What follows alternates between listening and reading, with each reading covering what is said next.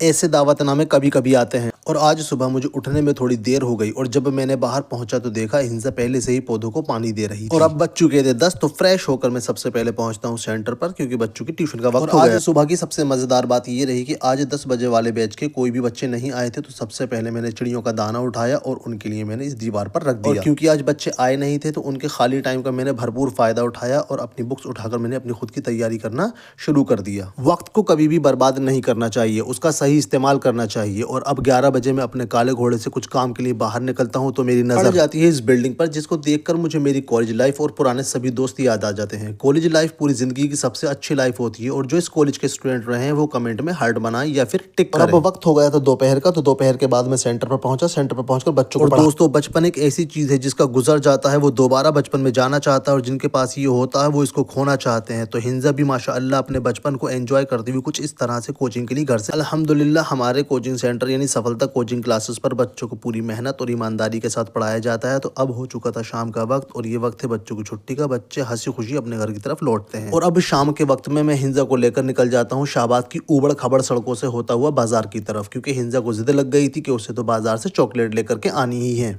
तो अब हिंजा को बाजार से खाने पीने का सामान दिला करके मैं और हिंजा लौटने लगे हैं अपने घर की तरफ। वापस लौटते वक्त शाहबाद की सड़कों पर काफ़ी सुनसान हो चुकी थी। तो अब मुझे याद आया उस दावतनामे के बारे में जो मुझे मिला था। चलिए बताता हूँ आपको। और पढ़ाने के दौरान ही ये इन्विटेशन हाफिज साहब ने मुझे दिया, जो इनके अब्बू कारी जब्बार साहब ने भेजा था, जिसमें 7 नवंबर को शाम में नई बाजार में कुरान की सीरत और नए हाफिजों की दस्तारबंदी का जलसा होगा। मैं तो जाऊँगा, आप लोग भी शिरकत करें। बॉडी की किसी भी जाँच के लिए पहुंचे यहाँ पर। इसका पता है डॉक्टर विजयपाल के क्लिनिक के बराबर वाली गली में। दोस्तों, अगर व्लॉग में कुछ कमी हो तो उसके लिए माफ़ी, और अच्छा लगे तो मुझे फॉलो सब्सक्राइब करें।